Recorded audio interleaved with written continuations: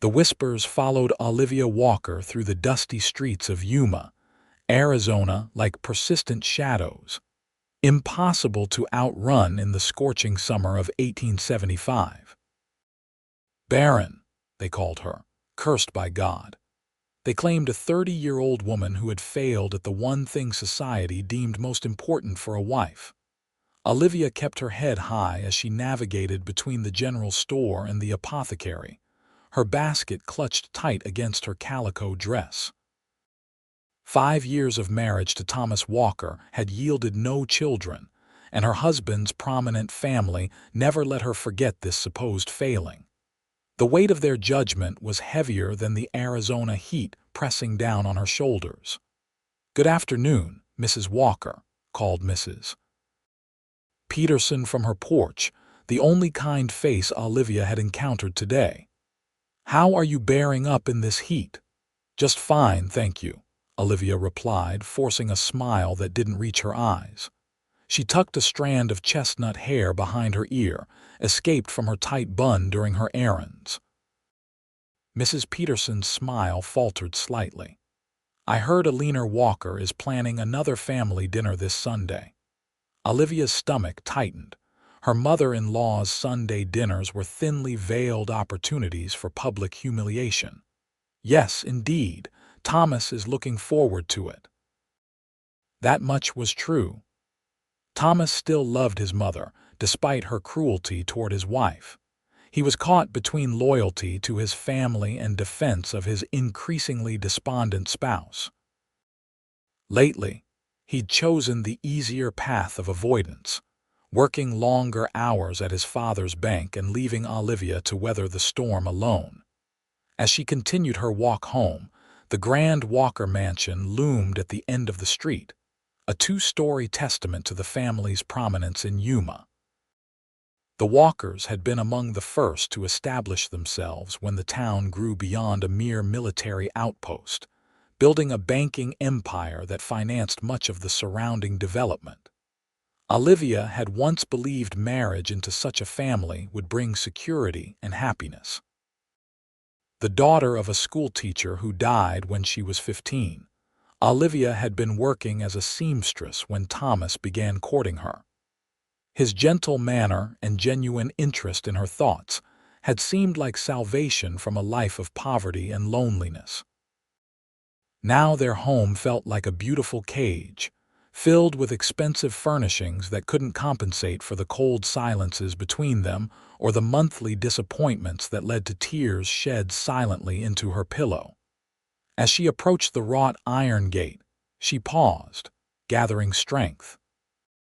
The house was empty with Thomas at work and the housekeeper gone for the day, but its walls contained too many memories of arguments and accusations. Impulsively, she turned away. She couldn't face those silent rooms just yet. Instead, she directed her steps toward the edge of town, where the desert stretched out in golden waves. The beauty of the wilderness had been her one consolation since moving to Yuma. When the weight of expectations became too heavy, she would walk along the outskirts, breathing in the freedom of open spaces. The edge of town was changing rapidly, with new buildings rising to accommodate Yuma's growth. The railroad had brought prosperity and people, transforming the once sleepy outpost into a bustling community. As she walked, Olivia noticed construction on what appeared to be a new livery stable, the framework nearly complete. A commotion caught her attention. A horse had broken free and was rearing dangerously near a group of workers. Without thinking, Olivia dropped her basket and rushed forward, her experience from childhood on her uncle's farm taking over. She approached slowly, speaking in calm, even tones. "Easy now, easy," she murmured, hand outstretched. The panicked animal's eyes rolled, but something in Olivia's voice seemed to reach it. As the horse settled, she grasped its dangling reins and stroked its neck soothingly. "That was either the bravest or the most foolish thing I've seen in quite some time," came a deep voice from behind her. Olivia turned to find herself facing a tall man with sun-bronzed skin and eyes the color of a summer storm. His clothes were trail-worn but clean denim pants, a simple cotton shirt with the sleeves rolled up, and a wide-brimmed hat that had seen better days. A stranger to Yuma, by her reckoning. "Sometimes animals just need a gentle hand," she replied, still stroking the horse. He was frightened, not mean. The man approached slowly, taking the reins from her with a nod of thanks. "I'm obliged to you, madam. This one's usually steady as they come. Name's Kingston Blackett, though most folks just call me King. I'm setting up the new livery." "Olivia Walker," she responded, suddenly conscious of her disheveled appearance. Recognition flickered in his eyes. "Walker. Any relation to the banking family? My husband is Thomas Walker," she acknowledged, waiting for the inevitable change in his manner. The Walker's influence extended throughout the territory. Instead, Kingston simply nodded. "Well, Mrs. Walker, you have a way with horses. If you ever tire of high society, I could use someone with your touch around the livery." He spoke with a hint of teasing, but there was genuine appreciation in his gaze that made Olivia feel truly seen for the first time in months. "Thank you, Mr. Blackett, but I doubt my mother-in-law would approve of such an arrangement," she replied with a small smile, surprising herself with the candor. Kingston's laugh was warm and rich. "I reckon there's a lot of things mothers-in-law don't approve of. Doesn't mean they're not worth doing." The casual rebellion in his words stirred something in Olivia, a reminder of the woman she'd been before marriage had slowly eroded her confidence. "I should be getting back," she said reluctantly, glancing toward town. Kingston tipped his hat. "Stop by any time, Mrs. Walker. That offer stands, and thank you again for your help." As she walked home, her basket retrieved in steps lighter than before, Olivia found herself replaying their brief conversation. There had been no judgment in Kingston's eyes, no expectation that she should be anything other than what she was. It was refreshing in its simplicity. That evening, as she prepared for Thomas's return, she caught herself humming a small but significant sign of the spark their interaction had ignited within her. Thomas arrived later than usual, his shoulders tense with the weight of his family's expectations. At 32, he had once been the bright, ambitious son who could do no wrong. Now, his father increasingly questioned his decisions at the bank, and his mother reminded him constantly of his duty to continue the Walker line. "Eleanor mentioned you were in town today," he said, loosening his collar as Olivia served their dinner. "She said you looked unwell." Olivia's hand tightened on the serving spoon. Of course Eleanor had seen her and immediately reported back. "I'm perfectly fine. It was just the heat." Thomas studied her face. "You seem different tonight. Did something happen?" For a moment, she considered telling him about Kingston and the horse, about the strange feeling of competence that had rushed through her when the animal responded to her touch.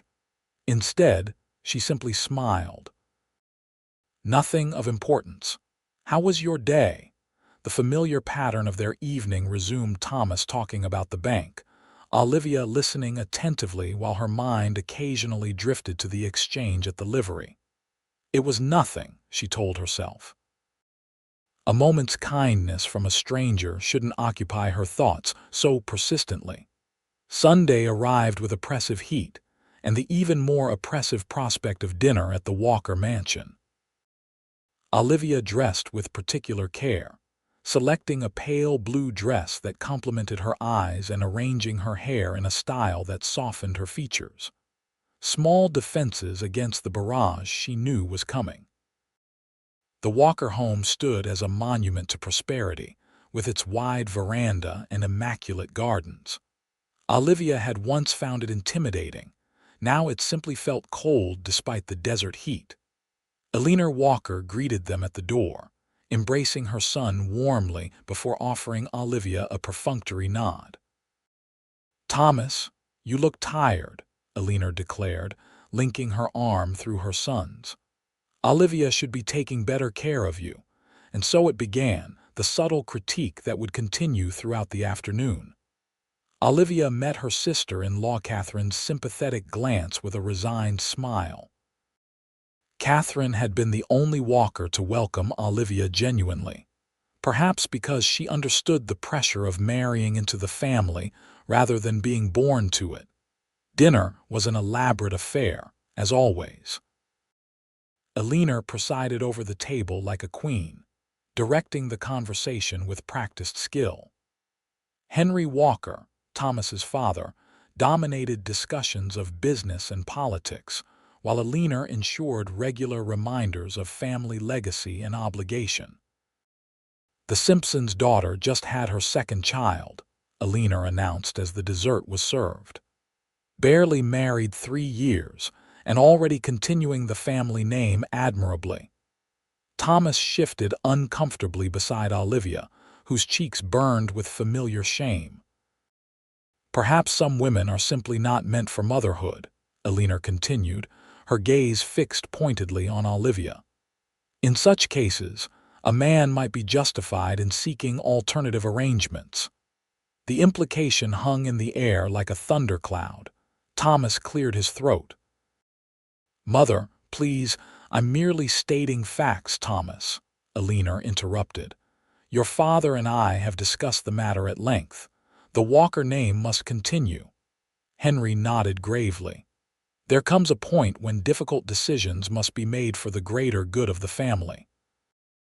Olivia's fork clattered against her plate. "Excuse me," she whispered, rising from the table. She felt Thomas's hesitation beside her, torn between following her and standing up to his parents. As always, he remained seated. She found refuge on the back veranda, gulping in air that felt too thick with heat. 5 years of these dinners, 5 years of mounting pressure and disappointment. She wondered how many more she could endure before breaking entirely. "They've always been impossible," came Catherine's gentle voice as she stepped outside. "Even before you came along." Olivia wiped at unshed tears. "They want him to leave me," Catherine sighed, sitting beside her. "They want what they've always wanted: control. Thomas has to decide what he wants. And if he chooses them?" The question that had haunted Olivia for months finally escaped her lips. "Then he's a fool who doesn't deserve you," Catherine replied firmly. "But Olivia, you need to decide what you want too." The question lingered as they returned to the stifling dining room, where conversation had moved on, but the undercurrent of judgment remained. Thomas offered her a weak smile that did nothing to ease the growing distance between them. The following week passed in a haze of tension. Thomas spent even longer hours at the bank, while Olivia found herself inventing reasons to walk past the new livery stable. She told herself she was merely curious about the construction progress, but the truth was simpler. Kingston Blackett's easy acceptance had been a balm to her wounded spirit.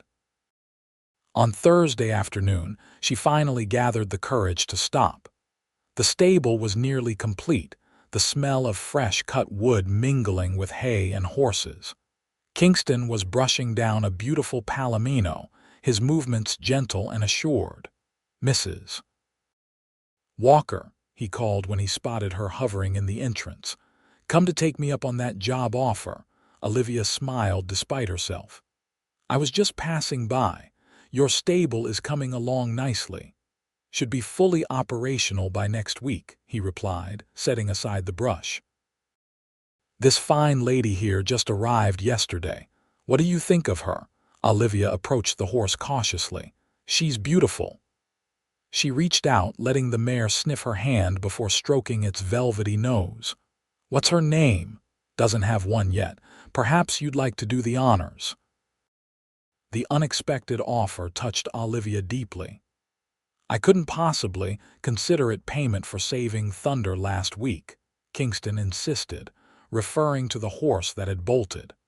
"Besides, you two seem to have an understanding already." The mare nuzzled against Olivia's hand, and a name came to her immediately. "Liberty," she said softly. "Her name is Liberty." Kingston's eyes crinkled at the corners when he smiled. "Liberty it is, a fine choice for a fine horse." He studied her face. "You look like you could use some liberty yourself, if you don't mind my saying." The observation, delivered without judgment, broke something open inside Olivia. Before she could stop herself, the words poured out: her marriage, the pressure for children, the increasing hostility of her in-laws. Kingston listened without interruption, leaning against a stall door, his expression thoughtful. "Sounds to me like they're the cursed ones," he said finally. "Blind to what's right in front of them." "And what's that?" Olivia asked, surprised by his response. "A woman worth 10 of them," Kingston replied simply. "There's more to life than following the path others lay out for you, Mrs. Walker, and there's more to being a woman than bearing children." His words were like rain on parched earth. Olivia had been so long in the desert of her in-laws' disapproval that she'd forgotten such perspectives existed. "I should go," she said, suddenly aware of how long she'd been talking. "My husband will be wondering where I am." Kingston nodded, but as she turned to leave, he spoke again. "Mrs. Walker, you're welcome here anytime. No explanations needed." The offer of unconditional acceptance nearly undid her composure. She nodded quickly and hurried away, her mind tumbling with new possibilities and dangerous hope. That evening, Thomas arrived home earlier than usual, his expression troubled. "I saw you at Blackett's livery today," he said without preamble. Olivia froze in the act of setting the table. "Yes, I stopped to see the new stable. Mr. Blackett helped me when a horse got loose last week." "People are talking, Olivia," Thomas continued, his voice tight. "It doesn't look right, you visiting a single man's business alone." The unfairness of the accusation stung. "I was there for barely 20 minutes in broad daylight with workers all around. What exactly are people saying, Thomas?" He ran a hand through his hair, a gesture of frustration she knew well. "It doesn't matter what they're saying. What matters is that my mother heard and was upset." "Of course," Olivia replied bitterly. "Heaven forbid a leaner should be upset. Meanwhile, I endure her insults and accusations weekly, and you say nothing." "That's different." "How? How is it different, Thomas?" Her voice rose despite her efforts to remain calm. "Your mother publicly suggests you should leave me for a more fertile wife, and you sit silently beside her. I speak to a man who treated me with basic human courtesy, and suddenly you're concerned about appearances." Thomas looked genuinely shocked at her outburst. In their 5 years together, Olivia had learned to swallow her hurt, to accommodate his family's demands without complaint. Her newfound defiance clearly unsettled him. "This isn't like you, Olivia," he said finally. She laughed, a hollow sound that surprised even her. "Perhaps you don't know me as well as you think, Thomas. Or perhaps I'm finally becoming the person I was before I started trying so hard to please your family." They ate dinner in strained silence, the distance between them widening with each passing minute. Later, as Thomas prepared for bed, he approached her with what seemed like an olive branch. "I've been thinking," he began hesitantly. "Perhaps we should consult a specialist in Denver about our situation. Father has offered to arrange it." Olivia stiffened. "Our situation, the children," Thomas clarified, looking uncomfortable, "or lack thereof." "There might be treatments. Did you ever consider," Olivia interrupted, her voice dangerously calm, "that perhaps the problem isn't with me? That in 5 years of marriage the failing might be yours?" Thomas recoiled as if she'd slapped him. That's not possible. "The Walker men have always been fertile, so the legend goes," Olivia finished for him. Yet here we are, 5 years later, with your mother calling me barren and cursed while you say nothing to defend me." She turned away, unwilling to let him see the tears threatening to fall. "I'll sleep in the guest room tonight." The next morning, Thomas left for the bank earlier than usual, the tension between them unresolved. Olivia moved through her morning routine mechanically, her mind replaying their argument and her unexpected boldness. Something was changing within her, a slow awakening of the spirit she'd subdued for so long. Without conscious decision, her feet carried her toward the livery stable. Kingston was in the corral, working with a young horse that danced nervously around him. He spoke continuously in a low, reassuring voice, his patience evident in every movement. Olivia watched, mesmerized by the gentle authority he commanded. When he finally noticed her, his face broke into a warm smile that reached all the way to his storm-gray eyes. "Mrs. Walker, come to see Liberty." "Please call me Olivia," she replied, approaching the fence. "And yes, I thought I might visit Liberty if that's all right." Nothing would please her more, Kingston assured her, securing the young horse before joining her at the fence. "And I'd be honored to call you Olivia, provided you call me King." He led her to Liberty's stall, where the palomino greeted her with a soft whinny of recognition. As Olivia stroked the horse's neck, Kingston leaned against the stall door, watching them with evident pleasure. "You know," he said conversationally, "I grew up with 6 sisters, all of them married young, had children right away, all except Madeline." Olivia glanced at him, curious where this was leading. "Madeline and her husband tried for years," Kingston continued. "Faced all the same whispers you're facing now. He stood by her, though told anyone who dared suggest she was lacking that she was perfect exactly as she was." The parallel was unmistakable. "And did they ever have children?" Olivia asked softly. Kingston shook his head. "No, but they built a life filled with other kinds of joy. They ran the town library together, took in strays both animal and human. When I visit them now, their home is more alive with love than most I've seen." Olivia absorbed this, feeling a glimmer of possibility she hadn't allowed herself before. "Your brother-in-law sounds like a rare man." "He is," Kingston agreed, "but not because he stood by his wife. That should be the most natural thing in the world." He paused, studying her face. "The way your husband should stand by you." The simple truth of his words struck Olivia deeply. She had been so caught up in her supposed failing that she'd accepted Thomas's passive betrayal as somehow justified. "I don't know what's happening to my marriage," she admitted, the words painful but necessary. "Everything I thought was certain seems to be shifting beneath my feet." Kingston nodded thoughtfully. "Sometimes the ground needs to shift so new things can grow." He hesitated, then added, "Would you like to ride Liberty today? There's nothing like a good gallop to clear the mind." The unexpected offer made Olivia laugh in surprise. "I haven't ridden in years, and never in a proper lady's saddle." Kingston's eyes twinkled. "Who said anything about a lady's saddle? Liberty deserves a rider who can move with her, not perch aside her like a decorative bird." The scandalous suggestion should have shocked her, but instead, Olivia felt a thrill of anticipation.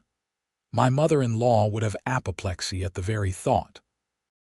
"All the more reason to do it, then," Kingston replied with a grin. Before she could reconsider, he was saddling Liberty with a standard Western saddle and offering guidance on how to adjust her skirts. Minutes later, they were riding out of town. Kingston on Thunder and Olivia astride Liberty, feeling both terrified and exhilarated by her own daring. Once past the town limits, Kingston led them toward a small canyon where a stream provided rare greenery in the desert landscape. Olivia found her rhythm quickly, muscle memory returning from childhood rides on her uncle's farm. The sense of freedom was intoxicating wind in her hair, the powerful movement of the horse beneath her, and the vast open landscape stretching before them. They stopped in the shade of cottonwood trees growing along the stream, dismounting to let the horses drink. Olivia's legs trembled slightly from the unaccustomed exercise, but her spirit felt lighter than it had in years. "Thank you," she said simply, knowing Kingston would understand she meant more than just the ride. He nodded, unpacking a small bundle from his saddlebag. "Thought you might be hungry after the ride." He spread a bandana on a flat rock and laid out bread, cheese, and dried apples, a simple meal that suddenly seemed more appealing than any fine dining at the Walker mansion. They ate in comfortable silence, the gurgle of the stream providing gentle accompaniment. Olivia studied Kingston surreptitiously, noting the quiet confidence in his movements, the lines around his eyes that spoke of laughter, and the strength in his hands as he broke bread to share with her.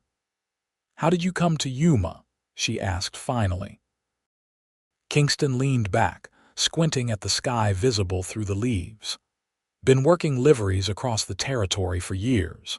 Saved enough to start my own, and Yuma seemed the right place, growing fast enough to need good horses, but not so big that I couldn't make my mark. No family." The question slipped out before she could consider its propriety. "My parents passed years back. Sisters are scattered across 3 states. Had a wife once, but she died in childbirth along with our son." The pain in his voice was old but still present.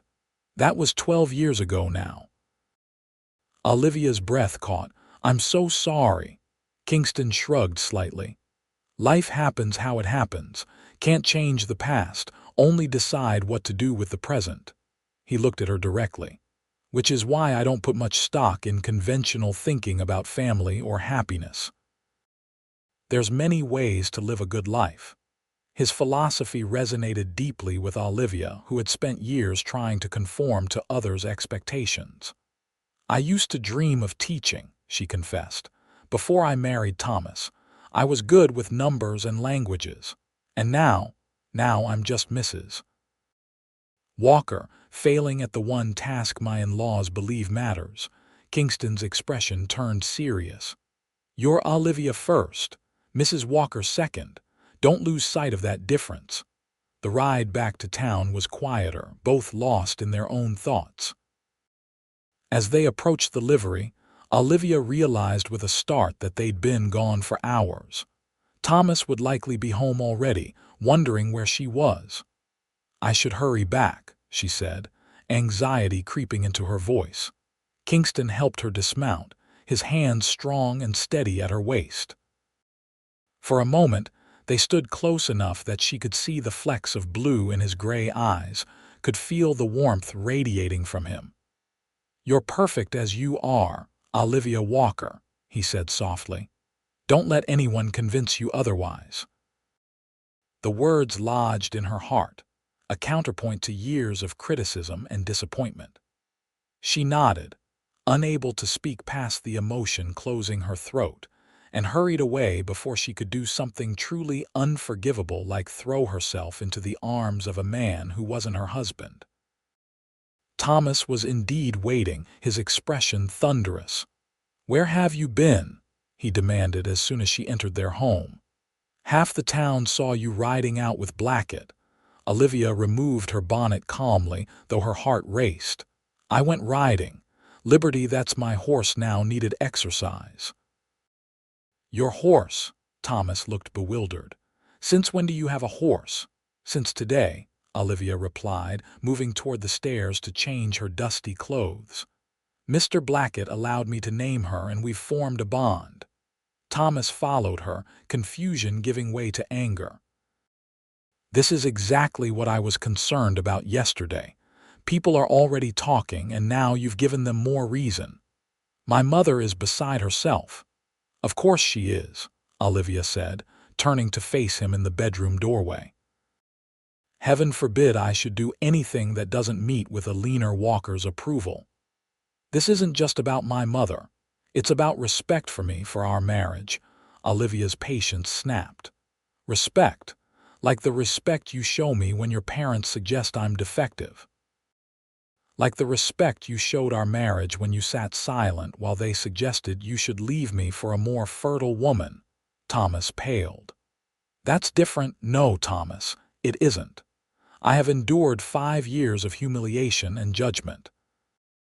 I have smiled through your mother's barbs and your father's disappointment. I have cried myself to sleep monthly when my courses arrive, feeling like a failure as a woman and a wife. Her voice broke, but she pressed on. And through it all, you have never not once stood up and said, my wife is enough for me, exactly as she is. The silence that followed her outburst was deafening. Thomas stared at her as if seeing a stranger. I've provided for you, he said finally. Given you a beautiful home, fine clothes, a respected position in society. And not one word of defense when I needed it most, Olivia finished for him. Tell me honestly, Thomas, if we never have children, will that be enough for you? Am I enough for you? Thomas looked away, his silence more damning than any words could have been. I see, Olivia whispered. Then perhaps your parents are right. Perhaps you should seek alternative arrangements. She closed the bedroom door between them, leaning against it as tears finally came. The marriage she had believed in, had fought for, had apparently been built on expectations she could never fulfill. The realization was devastating, but also strangely freeing, like lancing a wound that had festered too long. The following days passed in a haze of painful clarity. Thomas retreated further into his work, avoiding conversations that might lead back to their confrontation. Olivia found herself spending more time at the livery, helping Kingston prepare for his grand opening and finding solace in Liberty's uncomplicated affection. Kingston never pressed for details about her marriage, but his steady presence and unwavering respect provided a contrast that made Thomas's failings increasingly apparent. They developed a friendship built on shared work and quiet understanding, with moments of laughter that felt like gifts in the midst of her personal turmoil. A week after their ride, Kingston found her brushing Liberty with particular vigor, her movements betraying her inner distress.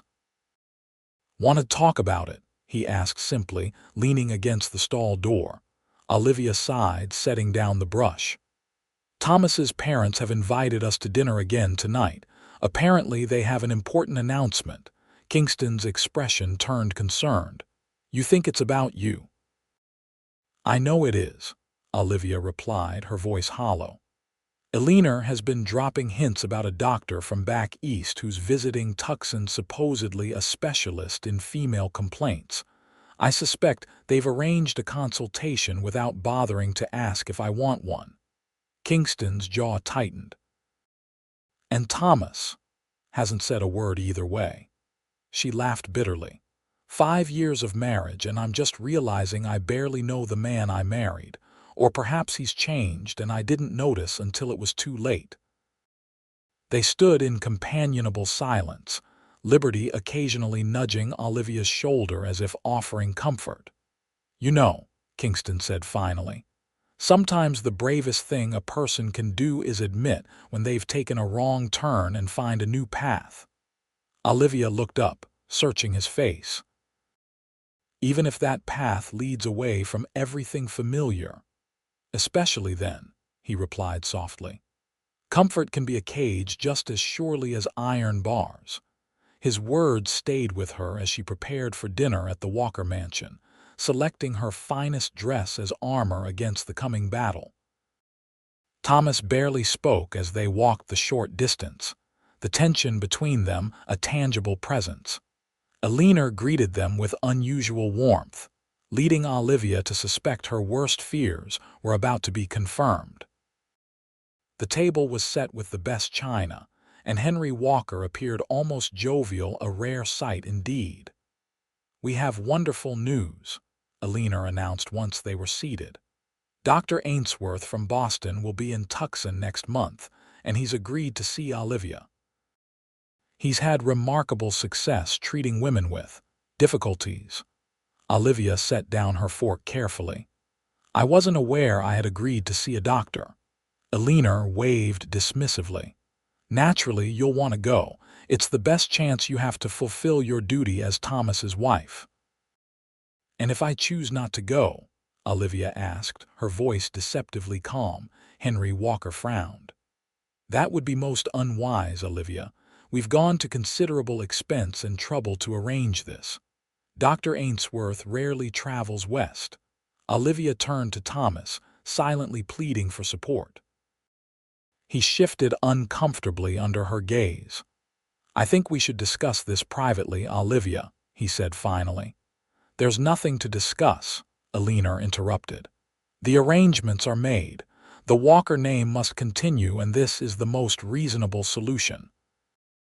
Unless, of course, the problem lies elsewhere, Olivia said quietly, looking directly at Thomas. Have you considered seeing Dr. Ainsworth yourself? The table fell silent.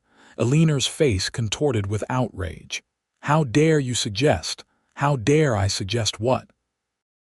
That your perfect son might be the reason we remain childless. Olivia stood, her chair scraping loudly against the floor. For 5 years, I have endured your accusations and insinuations. I have been called barren, cursed, defective, all while trying desperately to give Thomas the children he wants. Not once has anyone considered that he might be the one unable to father children. Olivia, please, Thomas began, his face ashen. No, Thomas, I'm finished pleasing everyone but myself. She turned back to her in-laws. I will not see Dr. Ainsworth. I will not submit to painful, humiliating examinations to satisfy your pride. If Thomas wishes to dissolve our marriage on grounds of childlessness, that is his choice to make. But I am done being the scapegoat for a situation beyond my control. With that, she walked out, ignoring Eleanor's sputtering protests and Thomas's calls to return. The night air felt cleansing after the stifling atmosphere of the dining room. Without conscious decision, her feet carried her toward the livery stable. The main doors were closed for the night, but light spilled from the small cabin Kingston had built adjacent to the property. Olivia hesitated, knowing that visiting a man's home alone at night crossed lines that couldn't be uncrossed. But the thought of returning to the empty house she shared with Thomas was unbearable. She knocked softly, her heart pounding. Kingston opened the door, surprise giving way to concern when he saw her tear-stained face. Olivia, what happened? I left, she said simply. The dinner, my in-laws. Possibly my marriage. Without hesitation, Kingston ushered her inside. The cabin was small but welcoming, with a fire burning in a stone hearth and books stacked on a rough-hewn table. It reminded her of the home she'd grown up in, modest but filled with warmth. Sit, he said gently, pouring her a cup of coffee from the pot keeping warm on the stove. Take your time. She told him everything: the dinner, the doctor, her outburst, and her uncertain future. Kingston listened without interruption, his expression shifting between anger at her treatment and admiration for her courage. What will you do now? He asked when she'd finished. Olivia stared into her coffee cup. I don't know. I have some money of my own, not much, but enough to start somewhere new if necessary. And is that what you want, to leave Yuma? She looked up, meeting his gaze. I don't know what I want anymore, except that I'm tired of feeling inadequate for something beyond my control. Kingston leaned forward, his eyes intent on her face. You're perfect as you are, Olivia Walker. Whether you can bear children or not doesn't change your worth as a person, as a woman. Anyone who can't see that doesn't deserve your time or your tears. The words, spoken with such conviction, broke through the last of her defenses. Tears flowed freely as years of pent-up shame and disappointment found release. Kingston moved to sit beside her, offering a handkerchief and the comfort of his presence. "I should go," she said finally, when the storm of emotion had passed. "It's not proper for me to be here." Kingston's mouth quirked in a half-smile. "I think we're well past worrying about proper, don't you?" Despite everything, Olivia found herself smiling in return. "Perhaps you're right. Still, I need to face Thomas and decide what happens next." Kingston nodded, standing to help her with her shawl. "Whatever you decide, you won't face it alone. I promise you that." The promise, simple but profound, carried her through the walk home. Thomas was waiting in their sitting room, his expression a mixture of anger and confusion. "Where have you been?" he demanded, rising as she entered. "I've been worried sick." "I needed time to think," Olivia replied, removing her shawl with deliberate calm, "and to decide what I want." "What you want?" Thomas repeated incredulously. "What about what I want? What about our marriage?" Olivia met his gaze steadily. "That's precisely what I've been thinking about. Our marriage has become a battleground, Thomas. Your parents on one side, me on the other, and you caught in between, unwilling or unable to choose. That's not fair, isn't it? When was the last time you defended me against your mother's cruelty? When did you last tell your father that his Walker legacy matters less than my dignity as your wife?" She shook her head sadly. "You've already chosen, Thomas. You just haven't admitted it to yourself." Thomas sank back into his chair, the fight seemingly draining out of him. "What do you want me to say, Olivia? That I don't want children? I can't say that it wouldn't be true." "I want you to say that you love me more than the idea of children," she replied softly. "That I'm enough for you exactly as I am. But you can't say that either, can you?" The silence that followed was answer enough. Thomas stared at the floor, unable to meet her eyes. "I'll sleep in the guest room tonight," Olivia said finally. "Tomorrow we can discuss how to proceed." Morning brought no clarity, only a grim determination to face whatever came next. Thomas left early for the bank, avoiding further conversation. Olivia packed a small valise with essential items, uncertain where she would go, but knowing she couldn't remain in the house that had become a symbol of her failure. A knock at the door interrupted her preparations. Opening it, she found Catherine Walker on the doorstep, her expression troubled. "May I come in?" she asked hesitantly. "I heard about last night." Olivia stepped aside, gesturing for her to enter. "I assume Elena has informed the entire town by now," Catherine grimaced. "She's certainly trying. But that's not why I'm here." She took a deep breath. "I wanted to tell you that you're right." "About what?" "About Thomas possibly being the problem." Catherine glanced around nervously before continuing in a lower voice. "There was a girl years ago before you. The daughter of one of Father's business associates. There was a situation. The girl was in trouble, but Thomas swore it couldn't be his." Olivia stared at her, the implications slowly sinking in. "Are you saying Thomas fathered a child?" Catherine shook her head. "No, that's just it. The girl insisted it had to be Thomas, said there hadn't been anyone else. But when the child was born, it clearly wasn't a Walker. Mother was relieved, of course, but Father was more suspicious. He arranged for a doctor to examine Thomas privately." "And," Olivia prompted when Catherine hesitated. "And the doctor told Father it was unlikely Thomas would ever father children. Something about an illness he had as a boy." Catherine reached for Olivia's hand. "Mother refuses to accept it, insists the doctor was mistaken, but Father knows the truth. That's why he's been so hard on Thomas at the bank, why he's so obsessed with the Walker legacy. He knows it ends with this generation." The revelation should have been devastating. Instead, Olivia felt a wave of validation so powerful it nearly brought her to her knees. For 5 years, she had carried the weight of their childlessness alone, believing herself deficient. Now, Learning that Thomas had known the truth all along and allowed her to suffer anyway, it changed everything. "Does Thomas know you're telling me this?" she asked finally. Catherine shook her head. "He'd never forgive me, but you deserve to know." She squeezed Olivia's hand. "What will you do?" Olivia looked around the house that had never truly felt like home. "I don't know yet, but I can't stay here pretending anymore."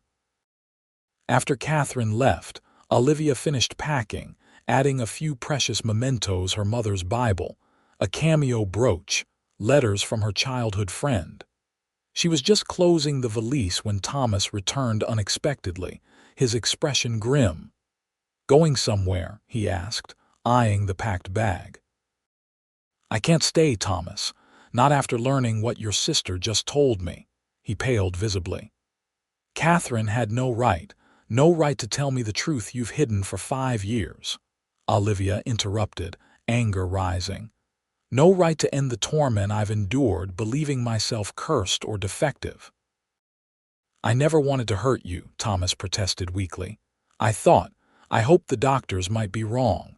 And in the meantime, you let me suffer your mother's contempt, let me cry month after month blaming myself." Olivia shook her head in disbelief. "How could you be so cruel?" Thomas sank into a chair, his facade crumbling. "I was afraid of disappointing my father, afraid of losing you if you knew the truth." "And now you've lost me anyway," Olivia said softly. "Not because you can't father children, Thomas, but because you weren't brave enough to stand beside me against a world that blamed me for it." She picked up her valise. "I'll stay with Mrs. Peterson until I decide what comes next. You can tell your parents whatever story preserves your pride."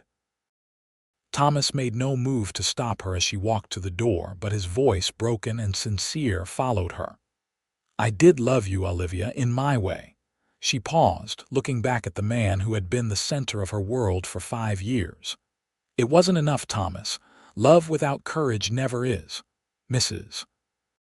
Peterson welcomed her with open arms and no questions, providing a temporary sanctuary while Olivia sorted through her options. Word spread quickly through Yuma the Walker marriage was ending, though the reasons remained subject to speculation and gossip. Eleanor Walker made sure the narrative favored her son, suggesting Olivia had failed in her wifely duties and implying impropriety with that livery owner. The whispers followed Olivia through town, but strangely, they no longer held power over her. The truth had set her free in ways she was only beginning to understand. Kingston heard the rumors, of course, but never mentioned them when Olivia visited the livery. Instead, he created a space where she could simply be caring for Liberty, helping with the other horses, learning the business operations. In his company, she rediscovered parts of herself that had been suppressed during her marriage: her quick intelligence, her easy laugh, her natural affinity with animals. 3 weeks after leaving the Walker home, Olivia received formal divorce papers from Thomas's lawyer. The settlement was generous: a small house on the edge of town and an allowance that would provide modest comfort. Thomas was returning to Boston, the letter explained, to work in a cousin's banking firm. The Walker mansion would be sold. The news should have devastated her, but instead, Olivia felt only relief. The life she had tried so hard to preserve had never truly been hers. Now, at 30, she had the chance to build something authentic. The following day, she visited Kingston at the livery, finding him in the office reviewing accounts. "I have a proposal for you," she said without preamble. Kingston looked up, his eyebrows raised in surprise. "I'm listening." "You mentioned needing help with the business side of things." "I'm good with numbers, organized, and I understand horses. I'd like to work here properly employed with wages and responsibilities." Kingston leaned back in his chair, studying her face. "People would talk. People already talk," Olivia pointed out. At least now they'd be talking about something real, a woman making her own way instead of living on her ex-husband's charity. A slow smile spread across Kingston's face. When can you start? The arrangement proved beneficial for both. Kingston was gifted with horses, but less comfortable with ledgers and correspondence. Olivia brought order to the business operations, freeing him to focus on training and care. Their working partnership developed easily, built on mutual respect and complementary strengths. As summer gave way to autumn, Olivia moved into her new home, a modest but comfortable dwelling with enough yard space for the vegetable garden she'd always wanted. The freedom to make decisions without seeking approval was intoxicating. She arranged furniture according to her preferences, planted flowers Olivia Walker would have deemed common, and adopted a half-wild cat that appeared on her doorstep one rainy evening. Kingston was a frequent visitor, often staying for dinner after they closed the livery. Their friendship deepened into something both familiar and thrilling, conversations that lasted for hours, shared jokes that required only a glance to communicate, and a growing awareness of each other that made simple gestures like passing a cup of coffee feel significant. On a crisp October evening, they sat on Olivia's small porch, watching the sunset paint the desert in shades of gold and crimson. Kingston had brought a bottle of wine to celebrate a successful month at the livery, and the mellow warmth of it loosened Olivia's usual reserve. "Do you ever regret coming to Yuma?" she asked, turning to study his profile in the fading light. Kingston considered the question seriously. "Not for a moment. Everything that matters to me now is here." The quiet intensity of his gaze left no doubt about his meaning. Olivia's heart quickened, but old fears rose to caution her. "I can't give you children, King," she said softly, voicing the concern that had haunted her despite her newfound confidence. Kingston reached for her hand, his touch warm and steady. "I told you about my sisters, but not about my brother. He and his wife have 7 children, more than enough to carry on the Blackett name." His smile was tender as he continued. "I've already had my chance at fatherhood, Olivia. What I want now is a partner, someone to share my days and nights, to build something meaningful together." "And you think that could be me?" she asked, scarcely daring to hope. "I know it is," Kingston replied with quiet certainty. "You're perfect as you are, Olivia Walker. I've known it since the day you calmed thunder with nothing but your voice and your courage." Tears pricked at her eyes, not the bitter tears of shame she'd shed so often during her marriage, but tears of recognition, of being truly seen, finally, by someone who valued her complete self. "I'm not ready for marriage again," she warned, though her fingers tightened around his. "Not yet," Kingston nodded. "I'm not going anywhere. We have all the time in the world." Their first kiss, when it came, felt both inevitable and revolutionary, the ending of one chapter and the beginning of another. Against the backdrop of the desert evening, Olivia found herself embracing a future she could never have imagined a year earlier. The months that followed brought changes to Yuma. The Walker mansion was indeed sold to a wealthy cattle rancher from Texas. Eleanor and Henry Walker returned east, their influence in local society quickly fading. Catherine wrote occasionally, reporting that Thomas had married a Boston widow with 2 young sons, a ready-made family that satisfied his parents' desire for continuation of the Walker name, if not the bloodline. Olivia read these letters with a strange detachment, as if they described people from a story rather than her own past. Her life now revolved around the livery, which prospered under their joint management, and her deepening relationship with Kingston. They courted slowly, deliberately, savoring each discovery about one another.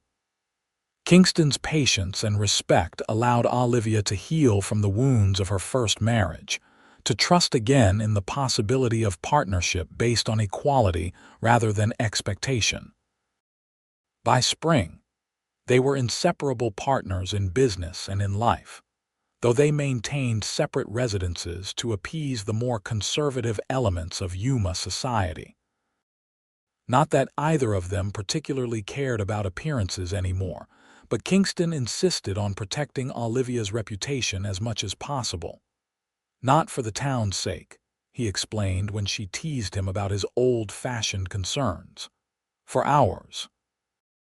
When we marry, if we marry, I want it to be because it's exactly what we both want, not because circumstances forced our hand. The consideration behind his words touched Olivia deeply. Her first marriage had been entered with romantic notions and little practical understanding of what partnership truly meant. This time, she was building a foundation of shared values and experiences first, with romance growing naturally from that solid base. Summer arrived with scorching heat and the one-year anniversary of Kingston's arrival in Yuma. To celebrate, they closed the livery early and rode out to the canyon stream where they'd shared their first meal together. Kingston had prepared a proper picnic this time, with fried chicken, cornbread, and even a small cake from the town bakery. As they lounged in the shade after eating, Olivia found herself reflecting on the extraordinary changes in her life. "A year ago, I thought I knew exactly how my future would unfold," she mused. "All those careful plans, all that effort to be the perfect Walker wife, and none of it brought me the happiness I've found since letting it all go." Kingston propped himself up on one elbow, watching her with a tender expression. "Sometimes the best things in life are the ones we never planned for." "Like meeting you," Olivia agreed, reaching out to trace the line of his jaw. "Like discovering I could stand on my own, build a life that's truly mine." "And is it truly yours?" Kingston asked, catching her hand and pressing a kiss to her palm. "More than I ever thought possible," she assured him, "though I've discovered something unexpected along the way." "What's that?" Olivia smiled, her heart full. "That standing on my own doesn't mean standing alone, that I can be independent and still choose to share my life with someone who sees me clearly." Kingston sat up, reaching into his pocket to withdraw a small wooden box. "I've been carrying this for weeks, waiting for the right moment." He opened it to reveal a simple gold band set with a single pearl. "It was my mother's. Not fancy like the jewelry you had as Mrs. Walker, but given with all the love in my heart." Olivia's breath caught as he continued. "I don't want you to be Mrs. Blackett the way you were Mrs. Walker, losing yourself in someone else's expectations. I want us to be partners, equal in everything that matters." His voice grew husky with emotion. "I love you, Olivia, exactly as you are. Will you marry me?" Tears blurred her vision as she nodded, words momentarily beyond her. Kingston slipped the ring onto her finger, then gathered her into an embrace that felt like coming home. They were married in September, in a small ceremony attended by those who had supported Olivia through her difficult transition, Mrs. Peterson, Catherine Walker, who traveled from Boston despite her mother's objections, and the handful of Yuma residents who had looked beyond gossip to see the truth of their relationship. The livery continued to thrive under their joint management, gaining a reputation throughout the territory for quality horses and fair dealing. They expanded operations to include a small breeding program, with Liberty producing a beautiful foal the following spring, a symbol of new beginnings that brought both of them joy. 2 years into their marriage, they received an unexpected visitor, a young girl of 15, frightened and alone, sent west by her family after an indiscretion left her expecting a child she couldn't keep. Kingston's sister Madeline had directed her to Yuma, knowing her brother and sister-in-law would offer understanding rather than judgment. We can give her a safe place until the baby comes, Kingston suggested as they discussed the situation in their kitchen. Help her decide what's best afterward. Olivia nodded, already mentally preparing the spare bedroom. She'll need proper care, good food, and someone who doesn't make her feel like she's ruined. When Jenny's son was born that winter, a healthy, robust boy with a shock of dark hair and bright eyes, Olivia was the one who first held him while the doctor attended to his exhausted mother. Something shifted inside her as the tiny fingers closed reflexively around her thumb, a connection forming instantly that transcended blood relation. In the quiet hours that followed, as Jenny slept and Kingston kept watch, Olivia cradled the newborn and allowed herself to imagine possibilities she had long since abandoned. "She wants to give him up," Kingston said softly, joining her by the window where she stood watching the sunrise with the baby in her arms. "She's too young to raise him alone, and her family won't accept him." Olivia looked down at the peaceful face, something resolving within her. "What if he didn't have to go to strangers? What if he could stay here with us?" Kingston's expression was carefully neutral. "Olivia, are you sure? It's a lifetime commitment. I've never been more certain of anything," she interrupted. "Not because I need a child to feel complete, but because this child needs us, because we can give him a home filled with love, stability, and acceptance." Kingston's face softened as he reached out to touch the baby's cheek. "What will we call him?" "James," Olivia decided. "After your father." James Kingston Blackett. When Jenny awoke, they presented their proposal with no pressure, assuring her that whatever she decided, they would support her. The girl's relief was palpable when she understood she could give her son a good life without having to leave Yuma in disgrace, that she could remain nearby, perhaps even maintain a relationship with him as she matured and established her own life. "You would do that?" she asked Olivia, her young face marked with the wisdom that comes from difficult choices. "Raise another woman's child as your own," Olivia smiled, remembering Kingston's words that had changed her life. "Family is about love, not blood. James will be ours in every way that matters." And so he was. The adoption was formalized with the help of a sympathetic judge, and James Kingston Blackett became the center of a household already rich in love and purpose.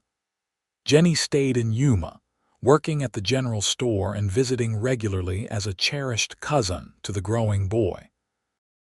As James's first birthday approached, Olivia sat in the rocking chair Kingston had crafted, watching her son sleep peacefully in the crib beside their bed.